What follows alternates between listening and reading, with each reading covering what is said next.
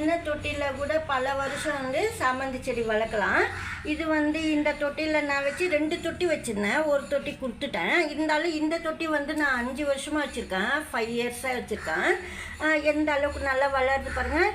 எதுவும் ஆகாது. வெளியே எடுத்துகிட்டு நான் கம்போஸ்ட் மண் அதெல்லாம் வருஷத்துக்கு ஒரு வாட்டி வெளியே எடுத்துகிட்டு திருப்பி புது மண், அதாவது எரு ஃபெர்டிலைசர்லாம் போட்டுட்டு திருப்பி இதுக்குள்ளே நான் நட்டுடுவேன்.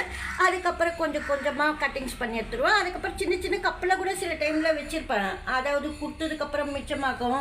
அந்த செடியிலேருந்து திருப்பி கட்டிங்ஸ் பண்ணிவிட்டு அது போல் வளர்ப்பேன். இதில் அதிகமாக கிளைகள் இது போல் வளர்ந்துச்சுன்னா கட்டிங்ஸ் பண்ணிவிட்டு திருப்பி பதியம் பண்ணுவேன்.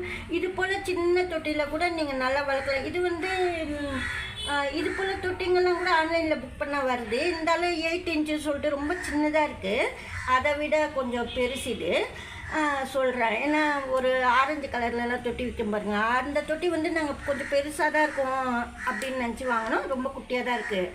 அதுக்காக சொல்கிறேன். ஒரு 9 இன்ச்சு 9 இன்ச்சு பாட்டுன்னு நினைக்கிறேன். இது இந்த அளவுக்கு பாட்டில் கூட சூப்பராக வளரும். சாமந்தி செடி பாருங்கள் எவ்வளோ நல்லா வளருது. இதில் மொட்டு கூட இருந்தது. நான் மொட்டையெல்லாம் கிள்ளிட்டேன். ஃப்ரெஷ்ஷாக இல்லைன்னு சொல்லிட்டு. மொட்டு சரியில்லைன்னா உடனே மொட்டை நீக்கிட்டு கொஞ்சமாக மண்புழு எரு வந்து தண்ணியில் கலந்து ஊற்றுனீங்கன்னா அந்த மொட்டு வந்து ஃப்ரெஷ்ஷாக பூக்கும். அதாவது பிளாக் கலரில் வந்திருந்தால் அந்த பிளாக்கெல்லாம் போயிடும். இருந்தாலும் நான் வந்து பிளாக்காக இருந்ததுன்னா மொட்டி எடுத்துடுவேன். எடுத்துகிட்டு இது போல் மண்புழு எரு தண்ணியில் கலந்து ஊற்றிட்ட பிறகு சூப்பராக ஃப்ரெஷ்ஷாக வந்து மொட்டு வச்சு பூக்கள் பூக்கும். நல்லாவே பூக்கும். பெட்டல்ஸ் எல்லாம் கூட நல்லா வரும். நீங்கள் இதில் கூட வாழைப்பழம் தோல் தண்ணி தேன் கலந்து கூட நீங்கள் செடி குத்தலாம். சாமந்தி செடிக்கு அந்த சாமந்தி பூ பூக்கும்போது பெட்டல்ஸ் வந்து இது போல் தான் நல்லா வரும். ஏற்கனவே ரோஜா செடிக்கு நம்ம கொடுத்துருக்கோம். அது போல் தேன் கலந்து வாழைப்பழம் தோல் தண்ணியில். அப்போ சாமந்தி செடி கூட கொடுக்கலாம். எதுவும் செய்யாது. சப்போஸ் வெங்காயம் தோல் கொடுக்குறீங்க, ஆனியன் பீல்ஸ் வாட்ரு, அதோட கூட கொஞ்சமாக வந்து தேன் சேர்த்து கொடுக்கலாம். அது போல் கொடுக்கும்போது கூட பிளான்ட்டு நல்லா வளரும்.